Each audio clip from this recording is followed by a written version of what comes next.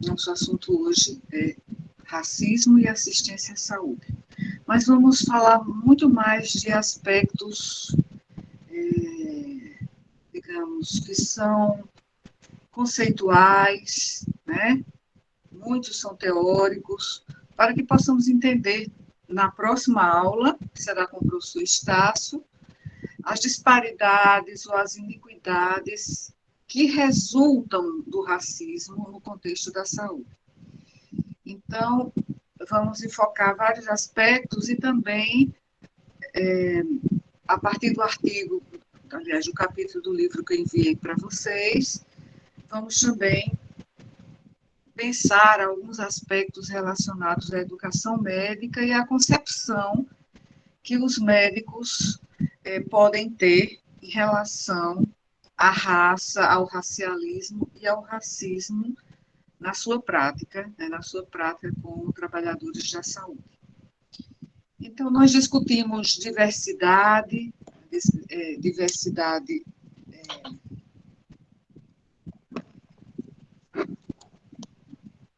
nós discutimos diversidade e equidade no nosso último encontro, faz 15 dias, e também as múltiplas formas, não é, pelas quais se manifestam as desigualdades. Então, dentro das desigualdades, eu vi aqui que alguém falou no chat, vocês poderiam me avisar, porque eu estou com a tela. Não, professor, fui só eu falando que meu celular tá com problema e talvez eu Sim, precise ajeitar agora e cair da aula, mas eu já volto. sim, está bem.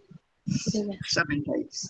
Então, como eu dizia, nós temos discutido anteriormente, em nossos encontros anteriores, em tópicos de aula prévios, a diversidade e a equidade, né, e as múltiplas formas, né, de manifestação das desigualdades. E dentre essas formas, né, está a desigualdade por cor ou raça, que ocupa assim, um espaço central no debate sobre essa questão, porque envolve em sua determinação mesmo, né, aspectos que estão relacionados às próprias características do desenvolvimento brasileiro. Né? Então, a dinâmica desse desenvolvimento produziu uma inclusão parcial das populações, né, principalmente considerando grupos, né, étnicos de cor, raça, né, principalmente as pessoas que se autodeclaram, né, de raças ou de cor preta, parda e indígena, né? E essa dinâmica acabou se traduzindo em grandes níveis de vulnerabilidade econômica e social, o que vai se refletir diretamente sobre a saúde. Né? Então, enfrentar a desigualdade requer, primeiramente, olhar a nossa história. Né? Então, precisamos compreender os processos e que acabaram resultando na exclusão social, né, e também política de grandes parcelas da população. Então, para lidar com essas disparidades étnico-raciais em saúde, que vai ser o nosso próximo tópico de aula, né, na próxima semana, disparidades étnico-raciais em saúde. Primeiro, precisamos entender alguns conceitos e preceitos nesta temática tão relevante na diversidade étnica e cultural na medicina. Então, atitudes individuais, se cada um como profissional da saúde, digamos, buscasse lutar contra essas disparidades, não é? Seria suficiente para romper uma questão social e historicamente determinada?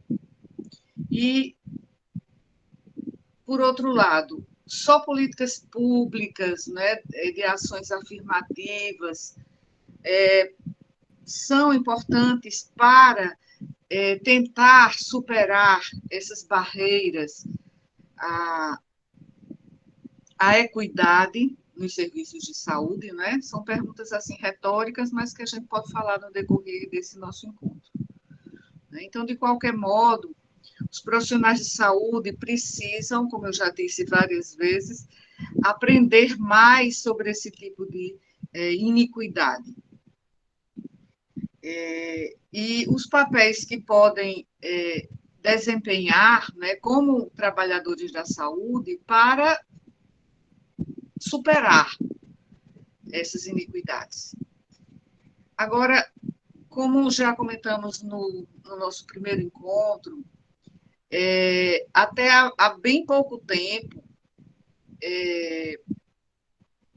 pouquíssimos currículos, né, dos cursos de medicina enfocavam disparidades de saúde, considerando aspectos raciais e étnicos.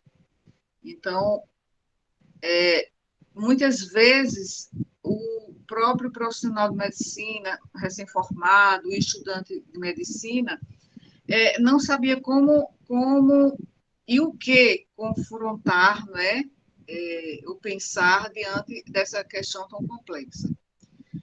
Então, é preciso, como eu já falei várias vezes no nosso encontro anterior, é preciso discutir determinantes sociais da saúde, que a gente falou de uma forma bem mais genérica, né, no nosso encontro passado. E enfocando os vários tipos, né, de preconceito étnico-racial, mas também o preconceito implícito, né, na formação do futuro profissional da saúde. Então, esse capítulo de livro que eu sugeri para vocês lerem tem os depoimentos ou discursos ou falas, né, de profissionais da saúde, da atenção básica, que foi fruto de uma dissertação de mestrado, e essas falas, elas mostram muitas vezes tanto o problema da iniquidade, o problema a complexidade, não é, de encarar o problema étnico-racial na prática médica, e também o racismo institucional, o racismo estrutural, o racismo implícito. Então, é preciso que a gente entenda esses conceitos para que depois, no próximo tópico de aula, seja possível relacionar determinados aspectos que vão ser apresentados e discutidos como iniquidades na saúde decorrentes de fatores étnico-raciais. Então, aqui é o capítulo do livro, né, que eu apresentei para vocês, como sugestão bibliográfica, que enfoca a formação médica e no escopo, não é, do racismo estrutural e institucional na saúde. E esse capítulo do livro, que é um capítulo, não é, de natureza interdisciplinar, ele versa sobre esses discursos de médicos da atenção primária à saúde e mostra muitas nuances, muitas vezes, da forma como eles pensam raça, racismo e racialismo no contexto da saúde, no contexto de sua própria prática, né? E também mostrando concepções deles e contradições, né, na sua própria prática. Se vocês quiserem falar, é só levantar a mão, tá?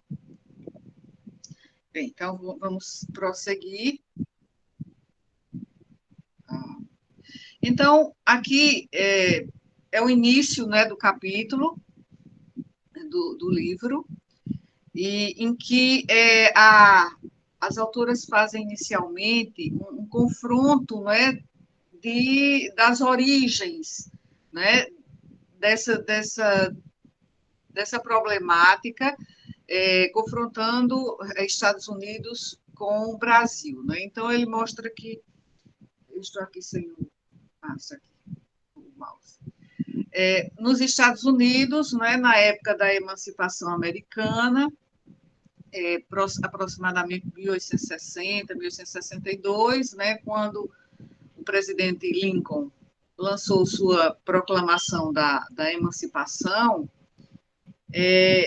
que declarava que os escravos naqueles estados, né, ou partes de estados, ainda estavam em rebelião, por isso foi uma declaração preliminar, que eles passariam a ser livres, né, a partir de 1863.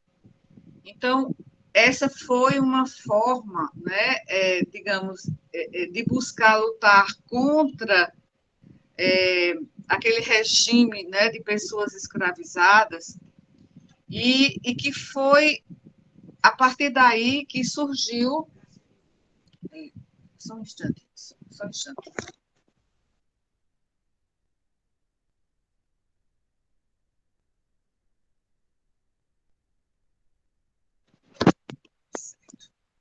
É impossível, assim. É impossível ficar totalmente isolada, né, estando em casa, né? É diferente você estar lá no CCM, né, na sala, e em casa a gente tem todo tipo de demanda, né? Bem, então, continuando aqui, que as autoras fazem esse confronto, né?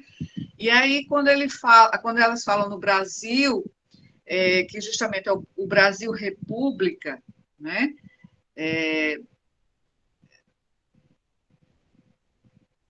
Elas traçam essas diferenças porque nos Estados Unidos a emancipação americana, né, acabou propiciando a, a emergência da raça, né, como uma questão ideológica. Então, começaram a aparecer... Só um instante, por favor.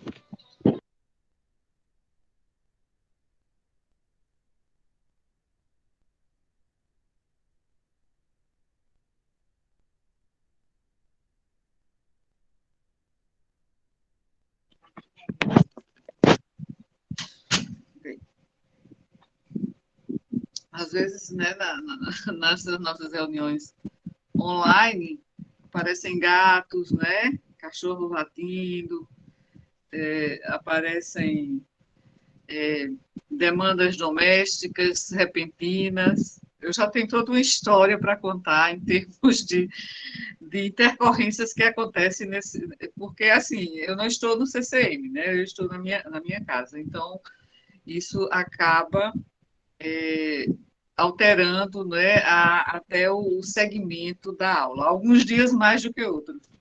Bom, mas vamos seguir.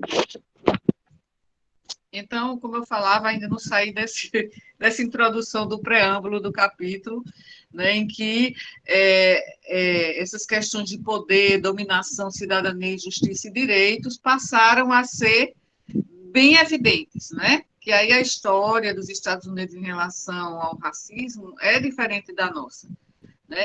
No caso do Brasil, no caso do Brasil, na transição, né, dos séculos XIX e XX, né, na época da República, né, República que significa, ou deveria significar, governo do povo, né? Então, quando foi proclamada a República, foi nessa época, né, que havia um certo ideário progressista, né, em relação à monarquia. Um sentido também desenvolvimentista, mas esse sentido desenvolvimentista não seguiu, né, o rumo assim de um alargamento da cidadania, da questão da justiça, né, da questão de direitos. Então, nesse momento em que há um espírito desenvolvimentista e progressista da República proclamada, ao mesmo tempo vigoravam teorias raciais que eram fundamentadas em um modelo racionalista darwinista. Não, darwinista não, errei. Racionalista evolucionista. Quando a gente fala em evolucionista, a gente pensa em Darwin, né? Racionalista evolucionista. E nesse modelo, a mistura racial era explicada ou era entendida como prejudicial ao progresso da nação. E daí surgiram movimentos muito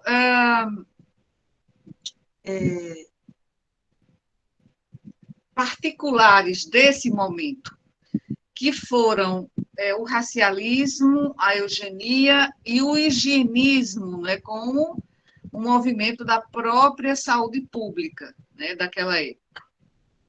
Então, essas autoras, elas, né, ainda como introdução, elas falam que nesse trabalho do capítulo, que é apresentado no capítulo, raça se refere ao conjunto de formulações acerca dos fenótipos dos sujeitos, né, das suas características físicas, mas também das crenças, das ideias e dos estereótipos relacionados a certo conjunto, né, de características físicas, né, fenotípicas. Então, precisamente em relação ao negro, a raça passou a operar produzindo uma suposta identidade que as autoras caracterizam, eu não me lembro como elas caracterizam, mas assim, caracterizada pela não civilidade, né? Como se os negros fossem uma categoria, né, diferente dos brancos. Então,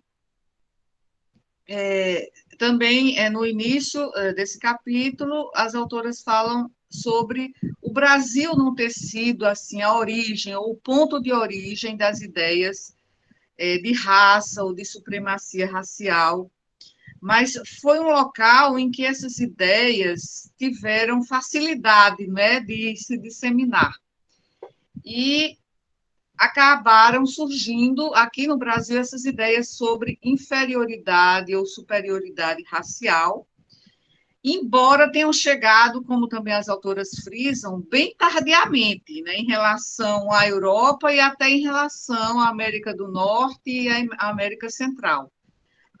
Chegou tardiamente porque, assim, ainda no início do século XX, né, década de 20, década de 30, ainda estavam pensando em ideias eugenistas e o próprio higienismo da saúde pública também acabava se superpondo a essas ideias de eugenia. Então, é isso que as autoras colocam no início do capítulo que vocês leram, né? Eu só fiz aqui um apanhado geral. Então,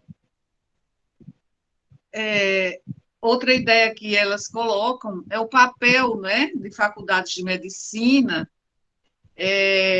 que defendem a ideia da inferioridade, né, de grupos étnicos, né, e de que o povo brasileiro poderia se regenerar, né, porque a miscigenação significava uma degeneração, né, do povo brasileiro. Então, essa era a ideia que era aceita e propagada nas escolas de medicina, né? Então, surgiu também no meio de intelectuais, médicos, muitos médicos também, com o pensamento racial eugenista, né? E foi um pensamento racial eugenista tipicamente brasileiro, como vocês viram no capítulo. Então, eu só estou revivendo algumas passagens do capítulo para entrarmos nos conceitos que foram apresentados no capítulo e também falar sobre as falas, né? Falar sobre as falas. Falar sobre os discursos, né, que as autoras apresentam de médicos que foram entrevistados sobre essa questão étnico-racial na medicina. Então, ainda continuando sobre a parte, né, introdutória do capítulo, elas mencionam que ações de higienismo foram implementadas para melhoramento biológico racial. Então, vejo que isso no início do século XX, né? Enquanto isso tem acontecido no mundo inteiro, no final do século XIX, principalmente, e aqui também já surgiram, porque as ideias chegavam aqui, chegavam de forma muito mais lenta, mas chegavam aqui. Mas, assim, houve todo esse movimento no início do século XX, bem depois do que aconteceu na Europa e na América Central e América do Norte. E acabaram avançando as teorias raciais no campo da saúde. Então, a medicina contribuiu para as teorias vigentes na busca por poder e hegemonia. Por quê? Eu estou até me sentindo como se estivesse dando uma aula de história da medicina, mas porque tínhamos esse aspecto também contemplado no conteúdo de História da Medicina. Nesse momento, a classe médica também estava buscando se afirmar, né? Ela estava procurando se afirmar, né? Como uma categoria detentora de poderes e como categoria hegemônica, né? Então, havia também a enfermagem, havia os profissionais que não eram oficialmente tidos, né, como profissionais da saúde, mas eram os profissionais informais que atuavam também, né, nos processos e nas práticas de cura no Brasil. Isso perdurou durante muito tempo ainda no século XX. Então, quando a classe médica, a categoria dos médicos, começa a querer se afirmar e faz como que um pacto social com o Estado, né? Então, eu quero a hegemonia sobre a área da saúde, mas, em troca, eles forneceram preceitos teóricos, né, provenientes da sua área, né, na vertente biológica, para legitimar, né, esse entendimento sobre raça e a questão, né, da supremacia de uma raça, cor, sobre outra, né, de pessoas com base na cor da pele ou na sua ascendência, né, na sua origem de ascendência. Então, vejam que nós temos um passado, não é, no Brasil e também no mundo, mas no Brasil já foi bastante atrasado, mas aconteceu de forma bem marcante, racismo, né, na medicina, né? Então, aqui vamos passar para o próximo, e acho que para terminar aqui, né, a evolução médica no início do século XX incorporou ideias da construção de um pensamento racializado e racista, né? E 100 anos depois, né, hoje, 100 anos depois, de que forma a raça é abordada na formação médica? Essa é a pergunta das autoras desse capítulo, e elas fazem essa pergunta para não é? Mostrar os depoimentos e mostrar as respostas que elas obtiveram nessa pesquisa. Né? Então, aí mostram concepções e percepções de profissionais da saúde e da atenção básica, né, sobre raça e como ela opera no campo da saúde. E da atenção básica, né, que é onde, né, se busca uma medicina holística, integrativa, né, com equidade, mais do que na atenção secundária ou terciária. Não é isso? Então, aqui está.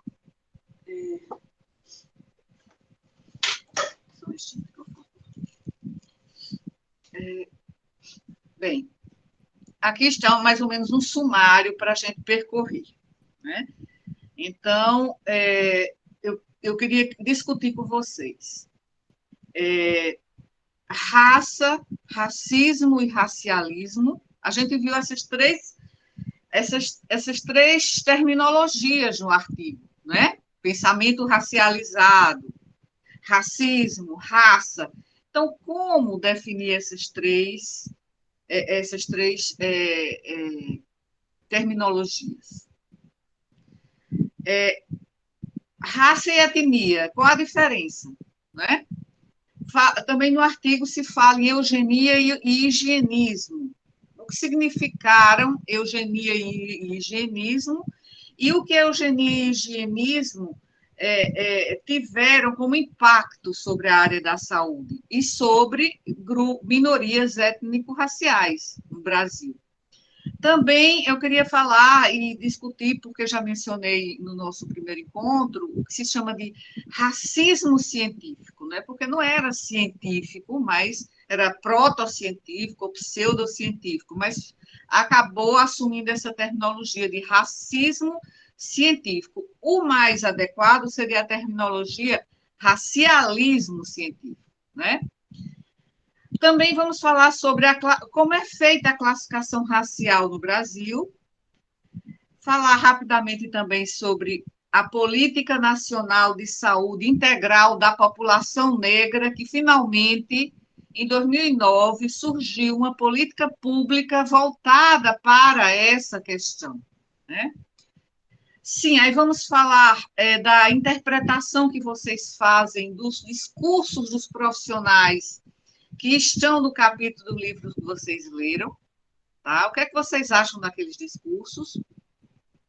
Vocês se identificam? Vocês acham que ali há contradições? Acham que ali está impregnado de racismo institucional?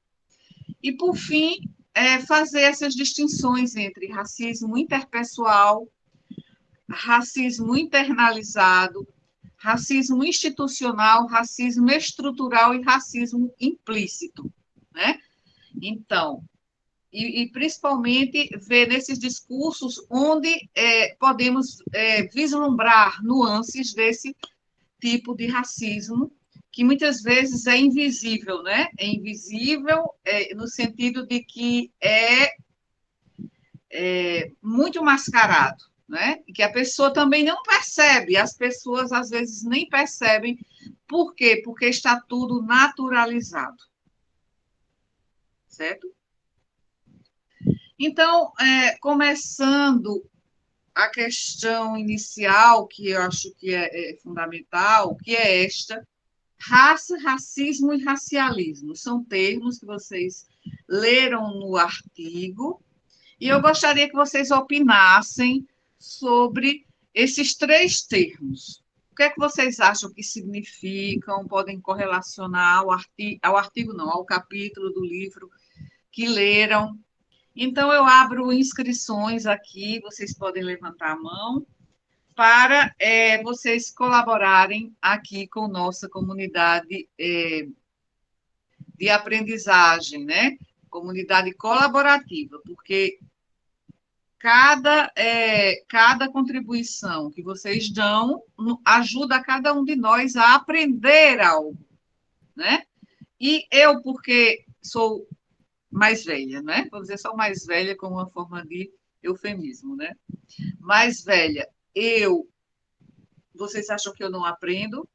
Eu já disse, a vocês que eu aprendo todos os dias e aprendo com vocês também cotidianamente, né?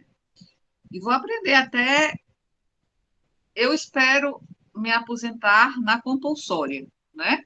Quando, por exemplo, passar a ser compulsória de 75 anos, eu espero ter saúde para me aposentar só com 75 anos. E talvez depois ainda ter saúde para continuar como professora voluntária, né? Porque eu acho assim que aprender é estar vivo é aprender, e aprender é estar vivo, né? Então, para mim, ser professora é também ser estudante de idade. Então, eu queria que vocês colaborassem para que nós, colegas, possamos entender, para que possamos produzir conteúdo aqui, né? Construir conhecimento e também para que nós possamos desenvolver uma dialogicidade. Vamos conversar, né? Ao invés de eu ficar só eu falando, eu quero que vocês também participem. Até agora ninguém levantou a mão, ou eu não vi.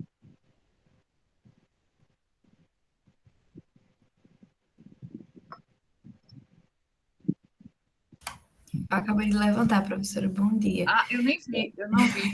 Sabe por quê? Porque eu estou com a tela cheia, né? Então, Não, mas tudo bem. por Na verdade, favor, não é. hã? Não, ela não. Pode falar, diga. Duda. Então, por favor, Yolanda, você poderia avisar quando alguém levantar a mão ou escrever no chat? Tá certo, professora. Ah, obrigada. Então, Na Duda, verdade, professora, é hã? Vaniele. É Ah, Vaniele. Evaniele. É que eu vi Maria, eu pensei que era Maria Eduarda. Evaniele. Evaniele, por favor. Professora, na verdade, não é nem assim uma contribuição, mas eu fiquei confusa em relação ao termo racialismo, em Hum, relação aos outros. Aí, se a senhora pudesse esclarecer um pouquinho, agradeceria. sim. Tá bem, Evaniele. A participação também é pergunta, certo? Já diziam alguns filósofos que perguntar é mais importante do que responder, né? O próprio Sócrates, né, na sua Maiêutica, ele dizia sempre que é mais importante você problematizar, questionar, do que a própria resposta. Mas, como a gente sempre está numa dicotomia, né, tudo é dual, então a gente tem perguntas e tem a busca da resposta. Alguém gostaria de ajudar Evaniele a esclarecer? Alguém leu, alguém entendeu o que significa racialismo? A professora Fabrina levantou a mão. Fabrina, por favor. Eu sei que racialismo é o entendimento de que a humanidade é dividida em raças. Eu achava que era sinônimo de racismo. Certo. O racialismo, na verdade, se refere ao que você disse, né? É a esse entendimento de que a humanidade, ou seja, a espécie humana, ela está dividida em raças, quando na verdade não está, né? Esse conceito de raça, ele veio, né, da zoologia, da botânica, desde Linneu, né, aquele naturalista Linneu, suíço, né, se não me engano, ele criou digamos assim, essa classificação, mas se referindo à zoologia, à botânica. Mas nós da espécie humana, nós Homo sapiens, nós não temos raças diferentes. Somos uma só espécie e não há raças, né? Mas, em decorrência, né, dessas questões historicamente determinadas, socialmente construídas ao longo, né, da evolução ou involução, não sei, mas o evolver da história, acabou surgindo essa ideia de raça. E é isso que a gente vai, ao definir raça, a gente vai tentar entender por que que surgiu, né? Então, racialismo se distingue de racismo porque o racialismo se refere à ideia de raça. Claro, como você disse, quem foi que falou agora por último? Sabrina. Fabrina. Sim, Fabrina. Fabrina, você tem razão quando você diz, será que racialismo não é racismo? Mas, na verdade, o racialismo é uma expressão que surgiu relativamente recentemente e ela abarca a questão das teorias, certo? A ideia de raça, né? Inclusive a própria construção social da raça. Então, ela se distingue de racismo, porque o racismo, o que é o racismo? Vamos agora confrontar os dois para poder a gente enxergar melhor as distinções. Alguém gostaria também de colaborar? Mais, além de Fabrina, de Evaniele, de Fabrina, Evaniele. Quem mais gostaria?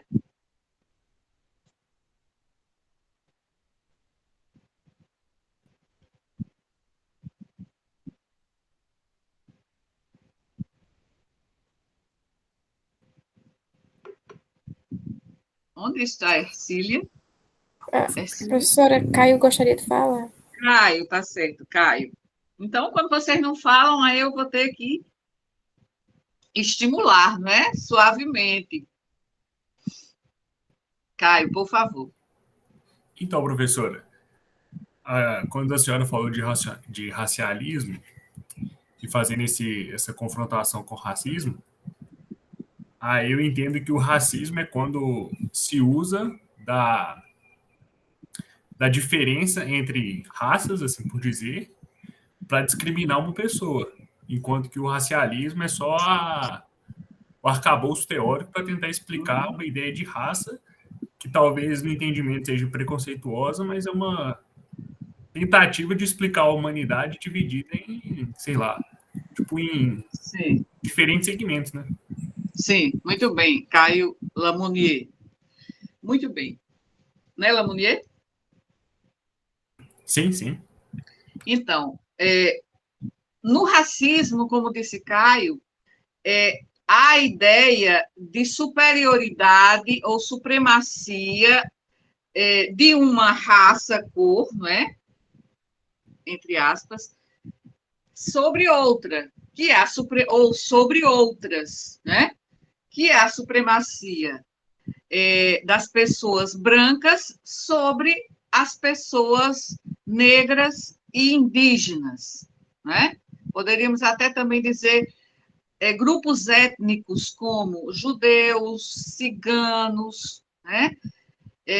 E vários outros grupos étnicos também que podem ser considerados como se fossem grupos inferiores, né, ao protótipo. Qual é o protótipo? Porque é uma questão histórica. Qual é o protótipo? O protótipo é o homem branco europeu caucasiano, chamado caucasiano, né? Então, essa é a diferença. Racialismo, como disse muito bem Caio, né, é todo aquele arcabouço teórico que versa sobre a questão racial. E racismo é a ideologia, né, e que se converte em preconceito e discriminação e estereotipagem, né, em relação a determinados grupos minorizados socialmente, por serem considerados inferiores. Inferiores em que sentido?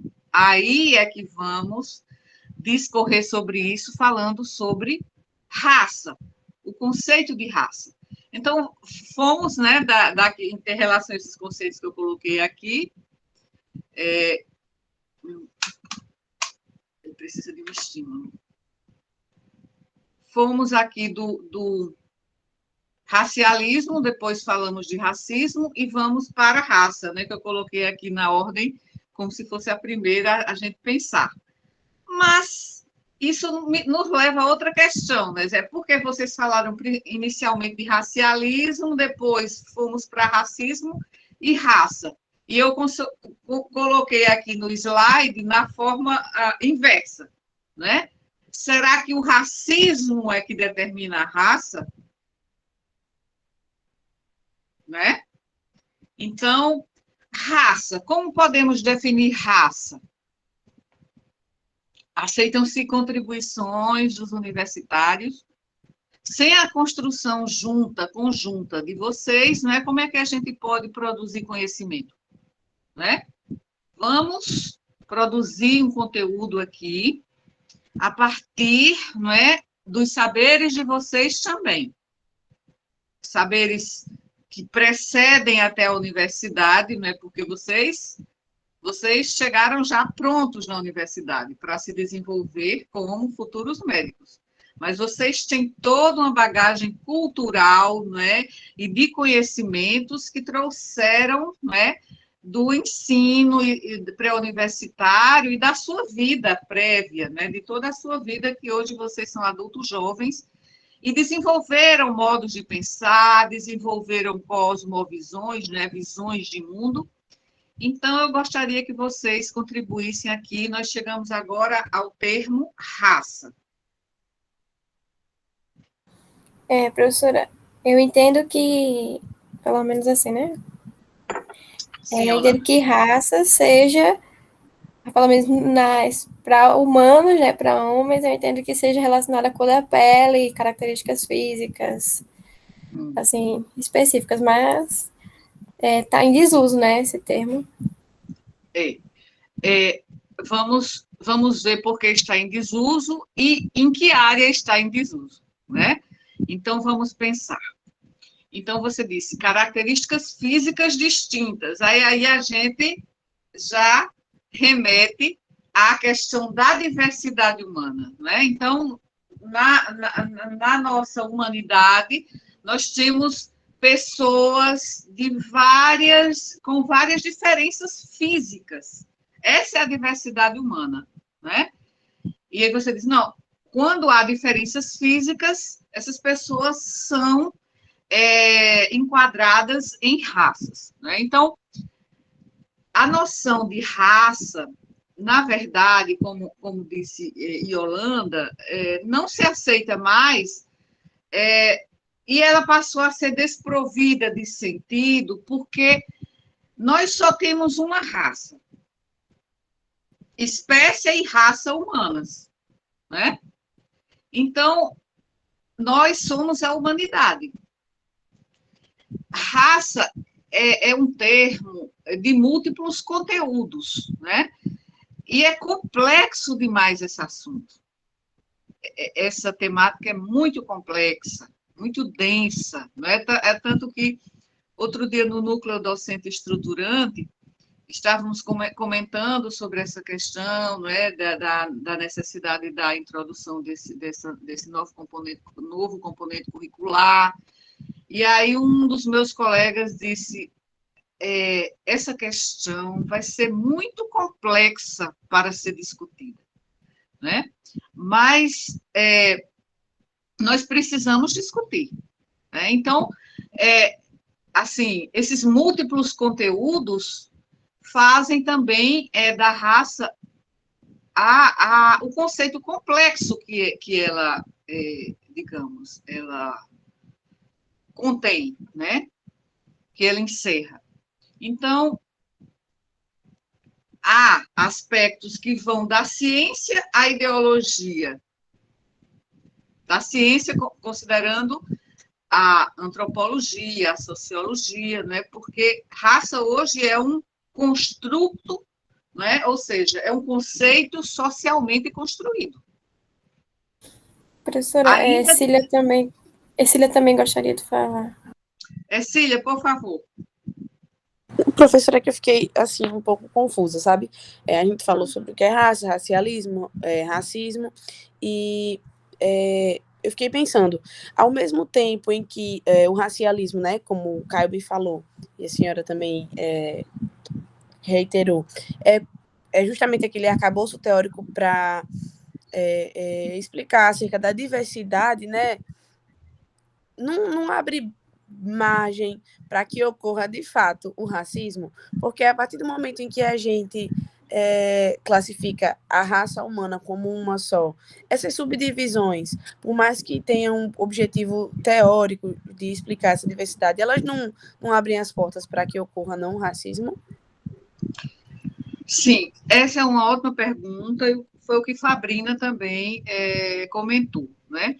É uma questão importante, Cília, mas é o seguinte, raça surgiu como uma questão biológica, né? Como um conceito biológico que foi aceito durante um certo tempo, né?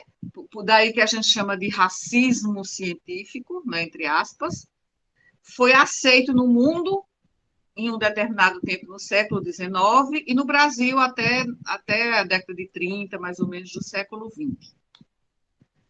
Então, esse conceito biológico não existe. Por quê?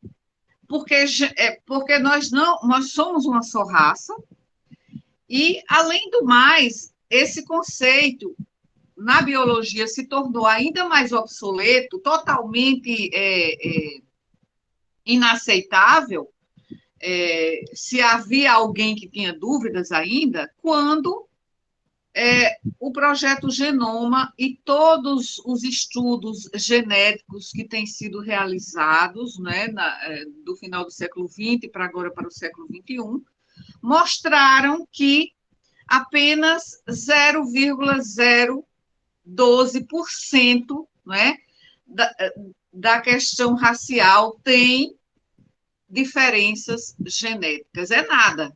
Né? Então, nós, geneticamente, nós não somos diferentes, mesmo considerando-se grupos, né? Grupos, se a gente for referir o aspecto cor da pele, se a gente for considerar grupos, ou se a gente for se referir à ascendência, então a gente não tem diferenças genéticas. Recentemente foram feitos estudos aqui no Brasil por pesquisadores da Universidade Federal de Minas Gerais e da Universidade Federal do Rio Grande do Sul, e que eles mostraram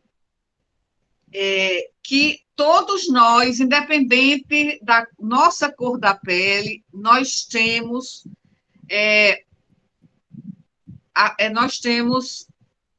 aspectos genéticos, né, vistos por meio de estudos de DNA mitocondrial, né, o DNA mitocondrial, né, das mulheres, né, e as mulheres geralmente, elas, no caso da colonização, as mulheres, elas foram muito exploradas do ponto de vista, né, sexualmente, né, pelo europeu colonizador. Então, esses estudos, eu acho muito interessantes, depois, se alguém quiser, eu posso compartilhar. O pesquisador é Pena, né? Pena, eu esqueci da pesquisadora do Rio Grande do Sul, né? O professor Pena, e ele mostrou de uma forma assim bem clara que na nossa nação, né, as pessoas, independente da tonalidade da pele, né, nós temos características de DNA, né,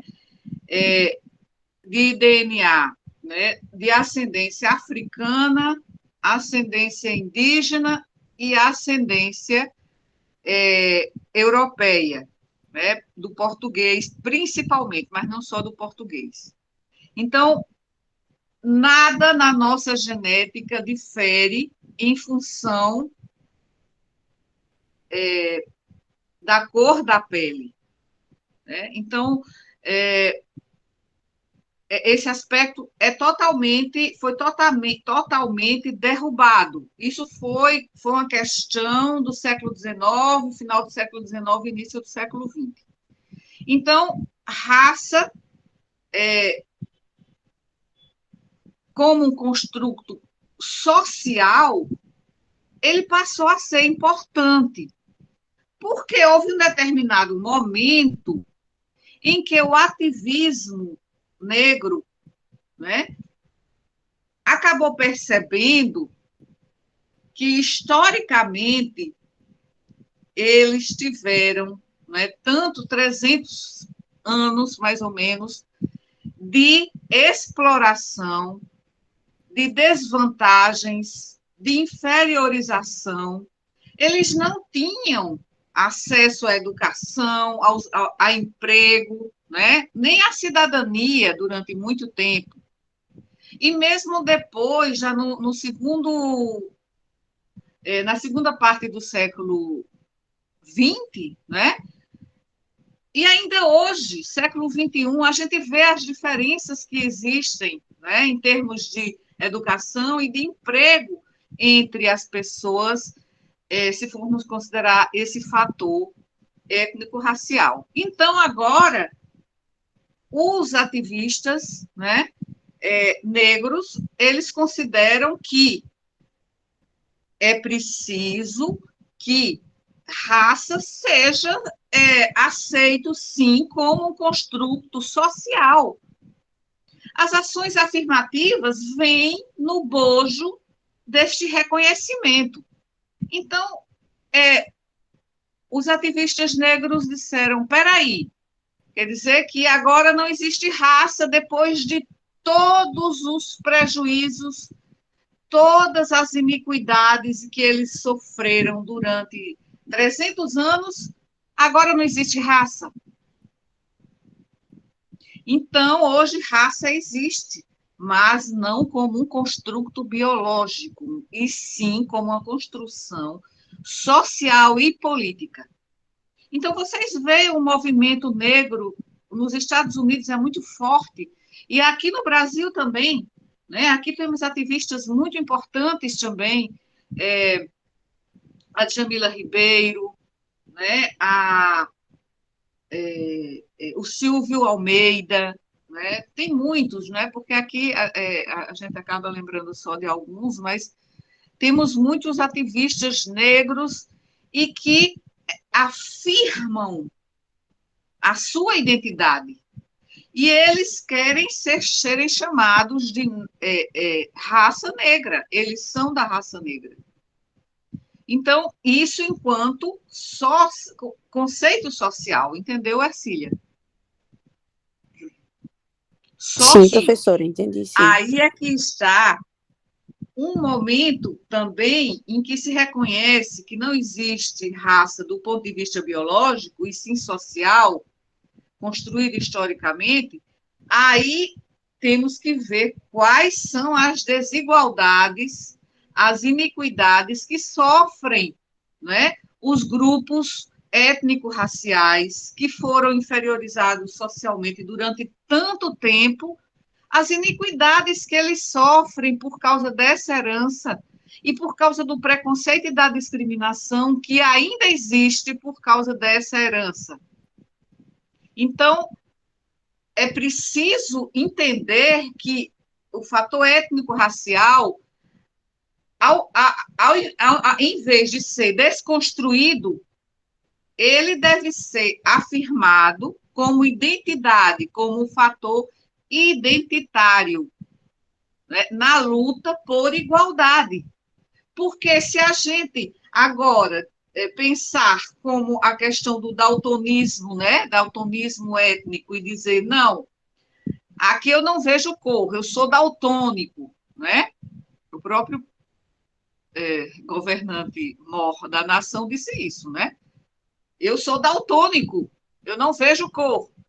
Mas aí é que está, não podemos ser agora daltônicos, fechar os olhos diante das desigualdades que existem em função, né, da raça e da etnia. Se a gente fizer isso, a gente está fechando os olhos para as iniquidades que acontecem. Isso aí seria o que a gente chama de racismo invisível, racismo, tem outro nome que eu até falei há pouco. Vamos chamar de racismo invisível por racismo... Daqui a Professora, pouco eu lembro. Igor quer falar também. Igor, sim. Pronto, então, respondi, né, Ercília? Respondeu, professora, sim, muito obrigada. Igor, por favor. Professora, só uma dúvida. Tem alguma distinção teórica entre ascendência e descendência, que eu percebi que a senhora usa mais ascendência? Ah, sim. Ascendência é o que vem antes de nós. Meu tataravô, meu bisavô, meu avô, meus pais são meus ascendentes. Meus filhos, né, se eu os tivesse, seriam meus descendentes. Então, a minha descendência, né? Eu não tenho filhos, tenho sobrinhos. Então, a descendência do meu pai vai ser constituída por meus sobrinhos. A minha ascendência, né? Então, se eu for fazer um genograma, na minha ascendência tem meu pai, minha mãe, meus avós, né, dos dois lados, aí depois meus bisavós, né, que aí já vai aumentando aquela árvore genealógica. É minha ascendência. E minha descendência é o que vem depois de mim. Meus filhos, meus netos, meus bisnetos. É a minha descendência. Certo? Então, quando a gente fala em origem ancestral, então, ascendência é ancestralidade, né? Claro que a gente não consegue fazer um rastreamento, né? Até, digamos, 5 gerações, não consegue, né? Eu já tentei fazer na minha família, mas eu só consegui até a 4ª geração. Acima da 4ª eu já não consegui mais, acabaram-se as memórias. Então, a gente tem uma ancestralidade, né? Quando a gente fala em ancestralidade, a gente está se referindo a algo mais remoto. Mas a ancestralidade é nossa origem, nossa ascendência, certo? Então, Igor, você quer falar mais alguma coisa? Não, professora, é só isso mesmo, obrigado. Ok, mas muitas vezes até a gente vê, né, na própria televisão, na internet, a gente vai falar, minha descendência, né, minha descendência, como se fosse nossos ancestrais, né? Bom, então, como eu ia dizendo, essa problematização, ela esbarra também em um conceito central, né, do conceito de raça mesmo, porque o conceito de... Por que a gente chama raça? Porque, etimologicamente, veio do italiano razza, e que, por sua vez, veio do latim ratio, né? Ratio, que significa categoria, significa algo relacionado à espécie, a uma tipologia, né? A sorte, né? A gente às vezes não diz a toda sorte de ideias, né? Então, sorte não é só a questão de ter ou não sorte, é sorte no sentido de tipologia, de tipos, certo? Então, e a questão racial, como a gente já mencionou, ela ficou muito forte no final do século XIX, né? No mundo inteiro, mas aqui também no Brasil, mas ainda no século XXI, no início, também ainda estava muito forte. Porque se acreditava, também nessa época, quando no início da República mesmo, então as pessoas escravizadas já estavam livres do ponto de vista, né, legal, né, juridicamente, né, livres, de certa forma, né, em termos de não serem mais escravizados, no sentido lato da palavra, mas no final do século XIX, início do século XX, com essa ideia de que havia raça biologicamente superior uma à outra, e a raça e os brancos eram superiores aos indígenas e aos negros, então surgiu a ideia, né? A ideia do branqueamento. Eu não sei se vocês ouviram falar nesse aspecto, no branqueamento da nossa população, né? Então, aí começou a haver, tanto por razões econômicas, porque o Brasil precisava de imigrantes, né? Imigrantes que, para trabalhar na lavoura do café, né? Antes na lavoura da cana-de-açúcar, depois na do café. E aí também serviu a um propósito, esse propósito, de, entre aspas, do branqueamento, porque os europeus, né, que imigraram para o Brasil, ao longo dos anos, eles iriam, entre aspas, embranquecer a população. E isso faria com que a nação tivesse pessoas com raça, aí no sentido biológico, quando se pensava que existia raça biologicamente, raças superiores, né, do ponto de vista mental, né, intelectual, físico, né, moral, e isso se estendia até a questão moral também, certo? Então, um dos grandes expoentes dessa tese do branqueamento foi Silvio Romero. O Silvio Romero nasceu no meados do século XIX, né, mas ele morreu já no século XX. Então, ele se baseou naquelas explicações naturalistas, né, da evolução da sociedade, e aí o Silvio Romero, ele toma o mestiço, que é considerado mestiço, né, que é resultado, né, da miscigenação de branco com negros ou de branco com indígenas. Então, ele toma o mestiço como se fosse a base para a formação do povo brasileiro, né? Então, de acordo com ele, o Brasil seria esse produto, né, de 3 correntes raciais: o branco, o branco europeu, né? Também o branco, assim, greco-latino, né, que é aqueles brancos que vieram na imigração já no século XX, italianos e até anglo-saxões, né, vieram também alemães, mas muitos foram italianos, né, e vieram, e também, mas assim, sempre o maior contingente foi de português, né, e que seria, assim, a raça tida como realmente, assim, como se fosse, os portugueses eram europeus, né, eles estavam lá na elite, né, do pensamento dessa época, mas os anglo-saxões que eram como se fosse o topo da hierarquia, o topo da pirâmide. Os brancos, os portugueses também seriam brancos, os europeus de uma forma geral, mas os anglo-saxões que se consideravam arianos, né?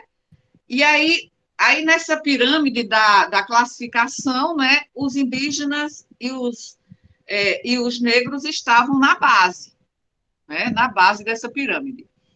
Então, eles achavam, não, eu digo Silvio Romero, mas tem muitos outros, né, que eram autores e eram pensadores racistas, né, e naquela época era aceito porque era tido até como ciência. Então, eles achavam que os negros africanos, eles jamais criariam uma civilização, né? E que eles seriam inferiores na escala etnográfica, né? E os índios, né? Os índios também, eles estavam no mesmo patamar etnográfico, né, na escala etnográfica, que os negros, né? E aí a ideia veio de que a miscigenação poderia gerar seres degenerados, né? Mas aí, na mesma época, outros autores, chamados de poligenistas, esses poligenistas também eram racistas, porque eles não achavam que a miscigenação ia produzir degenerados. Mas os poligenistas achavam que a população ela era capaz de se tornar branca, física e culturalmente. Essa questão do branqueamento, né? Então, para isso, a imigração branca deveria ser reforçada, né? Aumentando, digamos assim, essa miscigenação para o branqueamento. Ou seja, é uma outra corrente também racista, não é? Do racismo científico, mas, assim, a outra corrente era de que não deveria haver essa miscigenação. Bom, em alguns países não houve miscigenação, né? Com os indígenas, por exemplo. Enquanto Peru, México, 70% é composta de mestiços, né? Peru, Bolívia, né? São países que têm a maior parte da população, não é, miscigenada. Enquanto que, por exemplo, a Argentina e Uruguai não se vê essa miscigenação. Por que será? Né? Por quê? Será que naquela época foi vigente essa questão do racismo científico e acabou não acontecendo essa miscigenação que aconteceu no Brasil e nesses outros países hispânicos? Né? Então, bem, aí o que aconteceu que esse anseio pelo branqueamento da população acabou se tornando uma questão social. E, assim, o racismo que era aberto era naturalizado mais do que hoje, muito mais, claro. Era aberto, né? Ele passou a ser velado, né, com o tempo, decorrer do século XX. E, assim, o Brasil, que é um país miscigenado, é considerado, assim, de que é uma democracia racial, porque nós somos miscigenados. Mas, assim, que o Brasil não é racista. Né? Essa é a ideia, que é um mito, não é?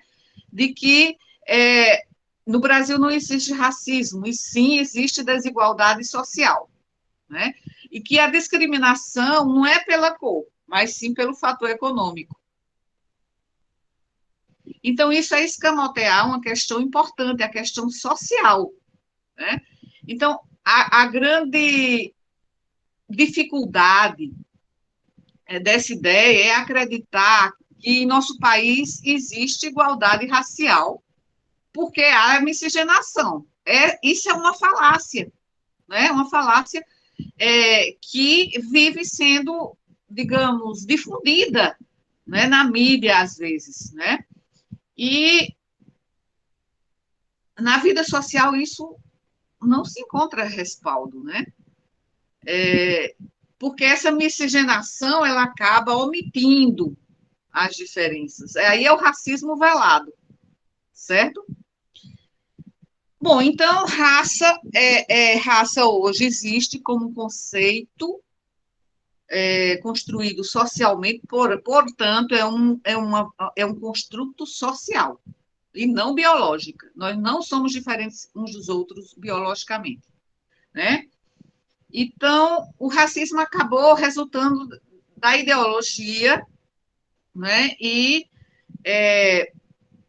assim, durante muito tempo, era usado para caracterizar uma população, né? Em relação à outra. E aí é que tem autores que argumentam que o conceito de raça se estrutura a partir do racismo. Tanto que agora eu me referi a isso, quando vocês começaram, eu coloquei esses 3 conceitos, e vocês começaram a discutir o racialismo, depois o racismo, depois a raça. E essa, na verdade, deveria ser a ordem que eu devia ter colocado aqui. Né? Devia ser racismo, racialismo e raça. Porque há essa corrente que pensa que a raça se estruturou a partir do racismo. E é por isso que se chama muitas vezes racismo estrutural, certo? Porque tem como mecanismo social a exclusão que afeta, né? todos, mas assim, atinge cada um de forma diferenciada, de acordo com a cor da pele e de acordo com sua ascendência. Bom, existem vários conceitos e tipologias de racismo, né? O autor Silvio Almeida, que é excelente, né? Inclusive ele é um ativista, professor, filósofo, também tem um livro também muito bom. Ele fala em racismo estrutural e ele provoca, né, a reflexão sobre os conceitos de racismo e como fundamento que estrutura as relações sociais. Entenderam essa questão e esse pensamento, né? Então, para Silvio Almeida, não existe racismo que não seja estrutural, já que essa estruturação se dá pela formalização de um conjunto de práticas que são institucionais, aí a gente fala de racismo institucional, a gente fala da questão também histórica, né, porque a historicidade aí tem um impacto marcante sobre o racismo, e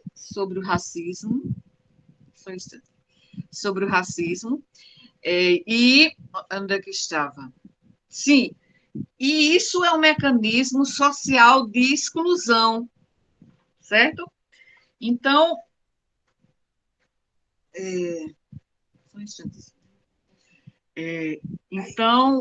como é que eu estava falando?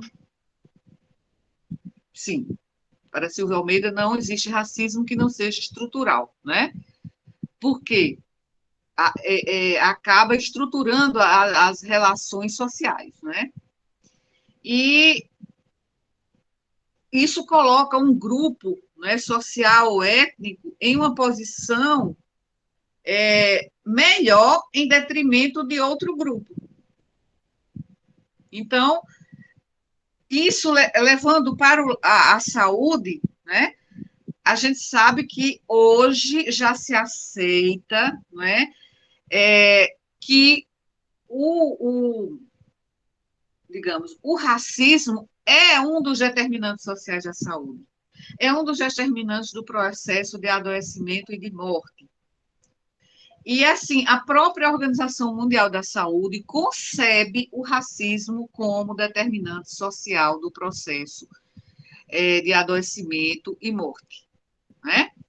Então, vamos, só para terminar essa questão, né? A gente pode considerar também que o racismo chega a ser uma questão de saúde pública. Isso aí vocês vai haver desdobramento na próxima aula, que vai ser a aula sobre as iniquidades em saúde em função de fatores étnico-raciais. Mas, assim, a gente já está, digamos, fazendo, né, o preâmbulo para essa próxima aula. Então, o racismo, né, que está entranhado na sociedade e também nas instituições, de uma forma geral, e nas instituições de saúde, influencia a forma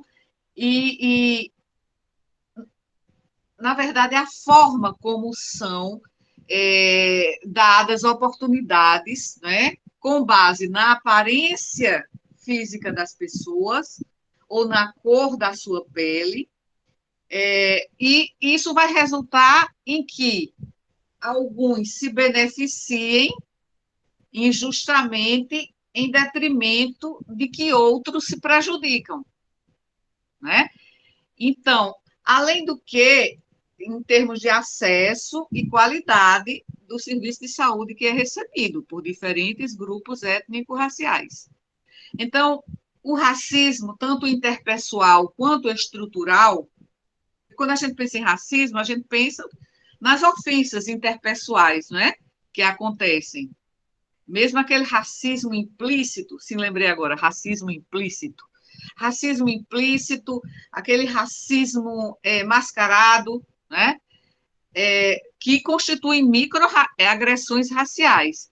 Então, tem o racismo interpessoal, tem o racismo estrutural, o racismo institucional, o racismo internalizado, né, racismo implícito, e esses tipos de racismo, eles afetam negativamente a saúde mental e física de milhões de pessoas, impedindo essas pessoas de atingir o seu, digamos, o maior nível possível de saúde que elas poderiam atingir, e já um corpo de pesquisa já mostram isso, né?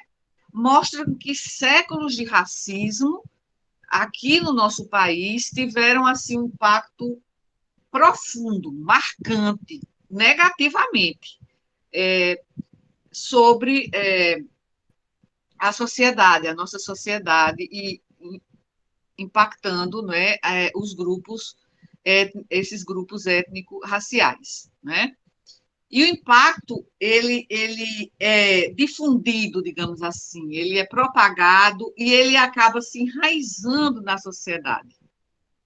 E afeta também onde a pessoa vive, suas condições de moradia, as condições de educação, as condições de trabalho, né?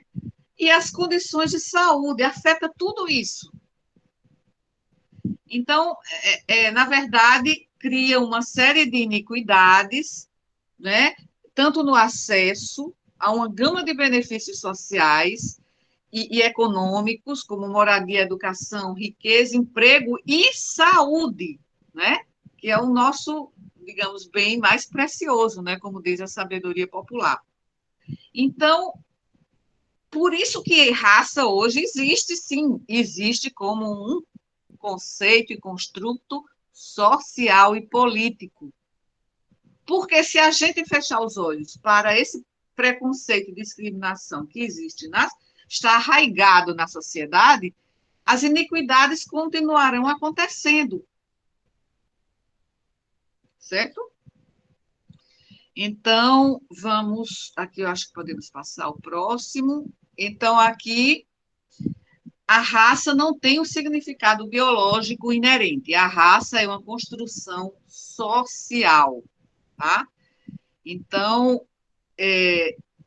quando a gente pensa, se racismo não é um fator, aliás, se a raça não é um fator biológico, o fator biológico a gente não pode mudar, pode? Ele está em nós. Então, se não há diferenças genéticas entre as pessoas, não há diferenças biológicas entre as pessoas, considerando o fator étnico-racial, então, digamos assim, o racismo decorrente disso, ele é construído, não é? E se ele é construído, ele pode ser desconstruído. Ele pode ser desconstruído se as pessoas entenderem quando ele foi construído, por que foi construído, né? E como ele atende a determinados segmentos da população que querem manter o status quo, querem manter essa relação de poder, de hegemonia, e principalmente como ela se mantém, como o racismo se mantém. Se a gente disser, não existe raça, porque não existe raça biologicamente, mas acontece que raça se converteu em uma construção social e precisa ser desconstruída, né? Então, como na saúde, o racismo é uma séria ameaça à saúde pública, que afeta diretamente e indiretamente milhões de brasileiros, né? Tanto sendo um fator de estresse, né? Porque é um fator de estresse que afeta a saúde física e mental, né? Como também diminuem as oportunidades de acesso aos serviços de saúde e também fazem com que a sua assistência à saúde, a assistência à saúde desse grupo, seja diferente da assistência à saúde do grupo que é socialmente considerado, digamos assim, mais empoderado, né? E, assim, a gente precisa ver esses discursos que a gente leu no capítulo que eu recomendei para vocês, a gente vê que, assim, o racismo na saúde, como no dia a dia, né, na sociedade de uma forma geral, nem sempre ele é óbvio, né? Porque, assim, como profissionais da saúde, e vocês como estudantes de medicina e futuros profissionais da saúde, a gente pensa que reconhecer o racismo começa com a compreensão dos nossos privilégios e preconceitos, né? Nós fazemos parte de um sistema que oferece um tratamento desigual às pessoas, né? Em função, né, da cor da sua pele, né? E também nós reconhecemos que muitas manifestações do racismo na área da saúde, hoje, né, precisam ser desconstruídos, precisam ser superados, e por isso que a gente precisa falar em raça. Por isso essa disciplina fala em raça, certo? Porque a gente precisa fazer com que os estudantes de hoje, que sejam nossos colegas de amanhã, preciso, estou me corrigindo aqui. Então, é preciso que vocês atuem, né, desenvolvendo, né, e multiplicando esse entendimento para a correção desse problema tão crítico na saúde, que é o preconceito racial e seu impacto na saúde, né? E, assim, geralmente, nós não temos consciência dos nossos próprios privilégios, né? E também não temos consciência, às vezes, dos nossos próprios preconceitos. Por isso que a gente precisa falar, sim, de raça, né? Então, se a gente não falar de raça, a gente está provavelmente incorrendo no racismo invisível, no racismo implícito, porque a raça, como determinante social da saúde, está aí, existe, e já foram mostrados muitos e muitos efeitos, né, deletérios, efeitos assim marcantes sobre a saúde dos grupos étnicos sociais, aliás, dos grupos étnico-raciais socialmente minorizados, e que eles sofrem, né? Hoje, século XXI, e as pessoas negras e indígenas sofrem por causa, né, do preconceito e do racismo que existe no contexto da atenção à saúde. E sofrem também pelas microagressões racistas, aquelas microagressões raciais que são feitas de forma assim inadvertida, em que as pessoas, de forma involuntária, às vezes, elas não reconhecem, não percebem que estão sendo racistas, e acabam infringindo as outras a microagressões racistas, aquele racismo implícito, né? Então, a injustiça racial ela só vai mudar se cada um de nós assumir, né, que o racismo existe, né, que ele pode ser inconsciente, né, e que é uma responsabilidade compartilhada, certo? Então, a gente precisa entender que a questão racial é uma questão social, certo? Então, vamos passar aqui. Raça e etnia. Vocês gostariam de falar sobre raça e etnia?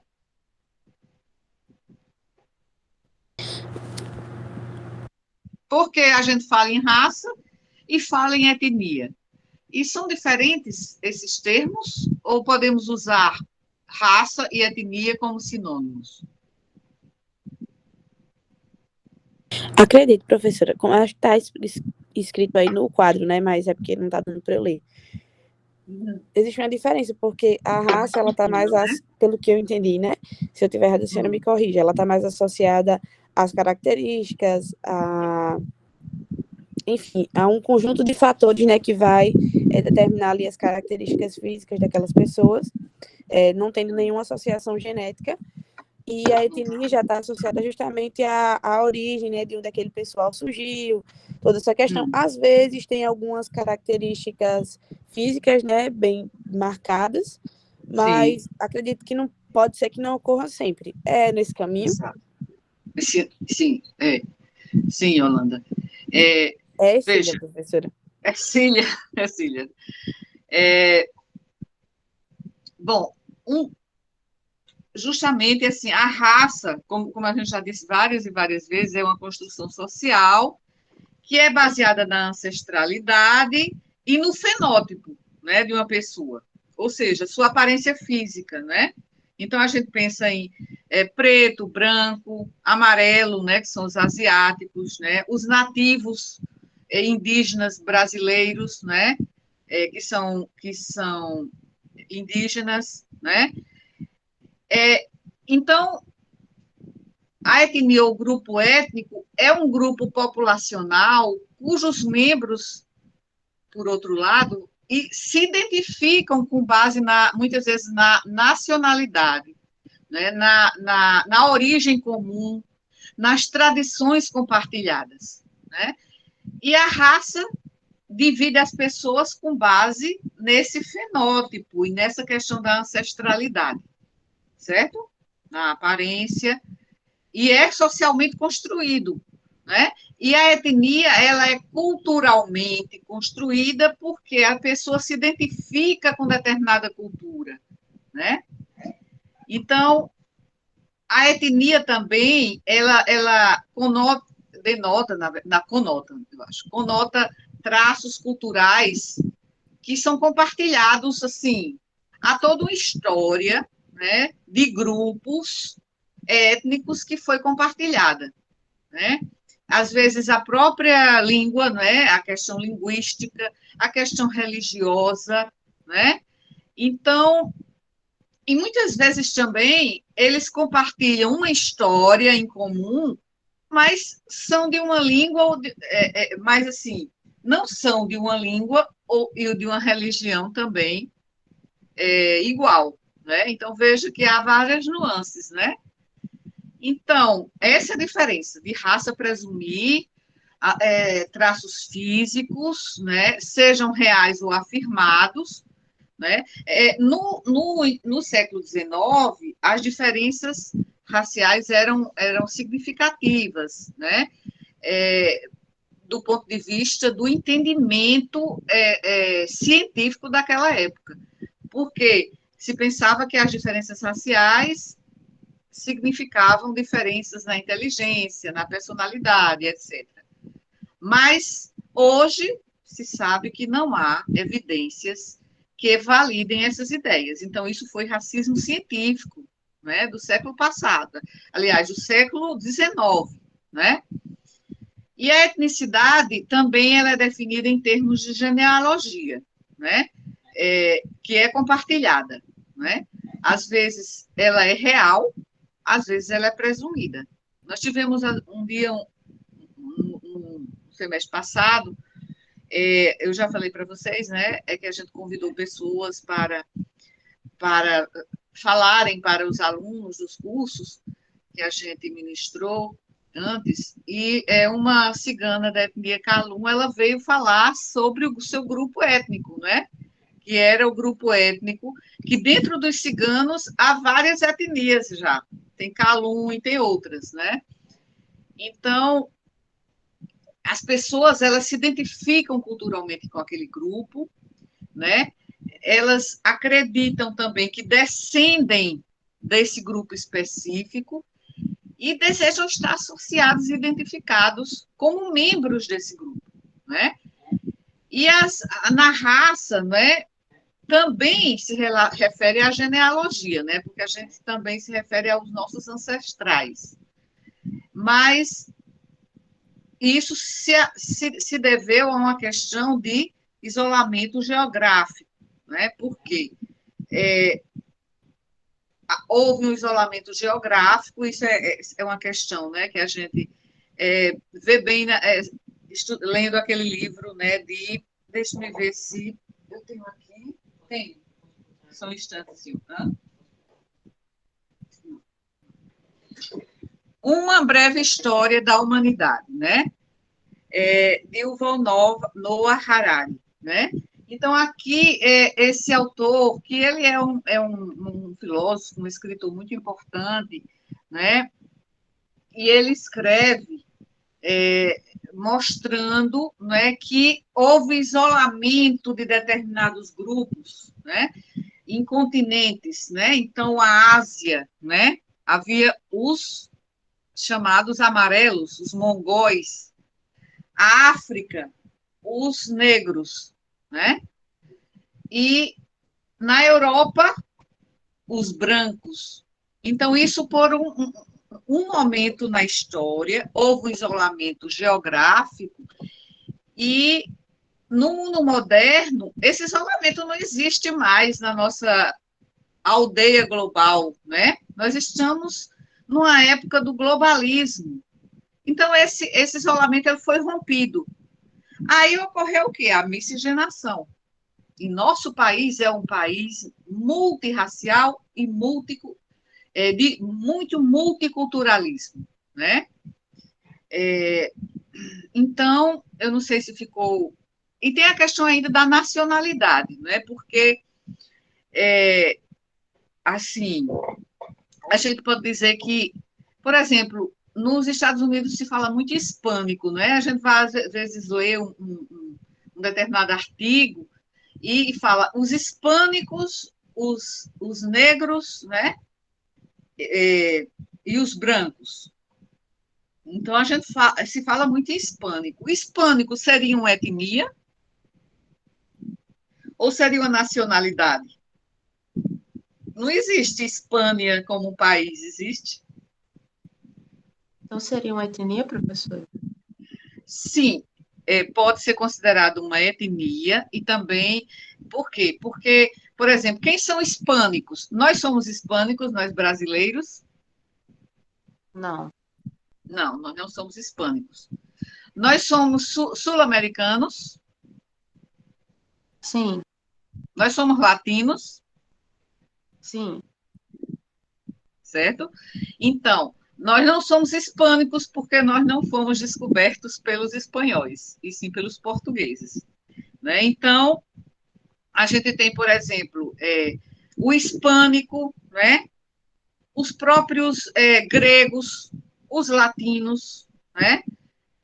Eles formam uma etnia também.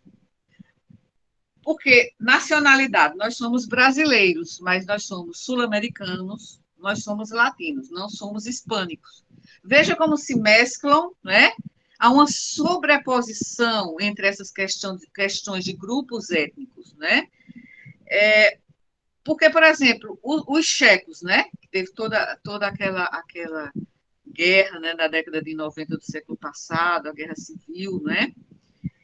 E os checos, eles podem tanto ser considerados uma nacionalidade como uma etnia, tá? Então, mas, assim, vendo os latinos e os hispânicos, eles são etnias. Somos etnias, né, como latinos. Embora ambos os grupos, né, eles incluam pessoas de muitas raças e misturas de raças. Por exemplo, as pessoas afro-latinas, elas podem se identificar como negras. E há muitos latinos brancos, assim como há populações latinas que são indígenas, claro, né? Muitos. E que não são brancas nem são negras. Então, veja como há uma superposição desses conceitos, né? E, no caso da palavra caucasiano, é frequentemente usado como sinônimo de branco, né? Ou de ascendência europeia, né? Mas na antropologia, caucasiano inclui algumas, assim, ou todas as populações da Europa, numa região, né, que fica perto do Cáucaso, né? Então, como, por exemplo, Não, acho que não. Desculpa, aqui foi interferência externa. Vai ver, por favor. Certo? Então, bom, então vamos para o próximo. Aqui eu ia falar, mas aqui já até falamos, né? Dos hispânicos, dos latinos, olha, aqui nós somos, aqui os hispânicos, temos aqui os que têm a ascendência espanhola, né? Os chilenos, os peruanos, os argentinos, os uruguaios, né, os venezuelanos, né? Os latinos somos brasileiros, da Guiana Francesa, do Suriname, né? E aqui, cubanos, mexicanos e argentinos, eles estão nessa intersecção, né? Certo. Tá bem. Uhum. Então, continuando. Opa. Terminou o horário? Está já terminando. Peraí, apresentação do slide atual. Aí aqui nós iríamos falar da evolução da classificação racial no Brasil. Como é que se classifica racialmente o brasileiro, né? Só que nós já passamos do horário. Essa parte aqui, eu vou fazer um pequeno vídeo, tá? Eu prometo que será pequeno para falar sobre isso, que é importante, tá? E não deu tempo.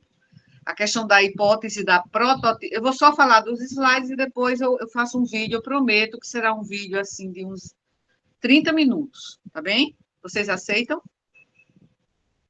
Bom, se vocês não aceitarem, eu vou fazer uma enquete, né, para ver se vocês aceitam, porque é um aspecto muito importante. E se a maioria não aceitar, a gente exclui do conteúdo da avaliação, tá certo? Mas depois mas eu vou fazer, tá? Porque eu acho que é importante. Como o Brasil se autodefine, a questão das campanhas antirracistas do SUS, né? O antirracismo. Aí aqui também é uma questão importante, a Política Nacional de Saúde Integral da População Negra, de 2009.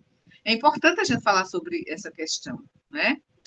Aqui é um caso emblemático da invisibilidade, né, de grupos étnicos. E eu vou relatar esse caso que é emblemático no Canadá, de Brian Sinclair, né, um indígena que morreu por causa do racismo.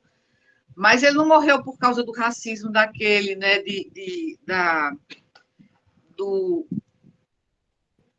que motivou a Black Lives Matter, como Flint, George Flint. Não foi aquele foi um racismo policial, né, que levou à morte por asfixia, né, de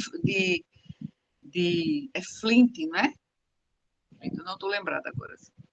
Do Black Lives Matter, né, que desencadeou o Black Lives Matter. George Floyd, professora. Floyd. George Floyd. Né? Sim, obrigada. George Floyd. Eu falei tanto nesse nome e acabei de esquecer. George Floyd. Aquele racismo foi, né, um racismo policial, ou seja, institucional também, né? Mas aqui o Brian Sinclair, eu vou contar a história dele de forma abreviada, e a história dele mostra o racismo institucional na área da saúde. Ele morreu por causa do racismo institucional na saúde. E aqui eu vou falar dos impactos do racismo na saúde, né, por meio desse esquema que vai ajudar muito. E vou falar rapidamente do racismo científico, tá? A gente não pode deixar de mencionar rapidamente o racismo científico, são teorias obsoletas, né? Bom, aqui ainda do racismo científico. Racismo científico quando mediam os caracteres físicos das pessoas, né? Aí eu pergunto a vocês, eu ia perguntar a vocês, mas não vai dar tempo. A ciência inventou a raça? Depois do que falamos e do que eu ainda vou terminar. A ciência inventou a raça? Então, Aí é que está alguns aspectos que até alguém tocou, não sei se foi Caio, no primeiro dia das nossas reuniões, que é uma questão de raça na medicina, e aí eu vou falar sobre medicina baseada na raça, certo? Que não deveria ser medicina baseada na raça, sim medicina voltada para a raça, né? Aqui é um caso emblemático também de Marion Sims, né, que foi racismo institucional, é um caso que aconteceu nos Estados Unidos no século XIX, também vou falar rapidamente. E aí, essas questões aqui para finalizar: racismo interpessoal, racismo internalizado, racismo institucional, racismo estrutural, racismo cultural e racismo implícito. Todos esses aspectos, né, que eu vou falar, e eu vou tentar falar em 20 a 30 minutos para complementar, tá? Até amanhã. Aqui são as pessoas que estão aqui na minha casa.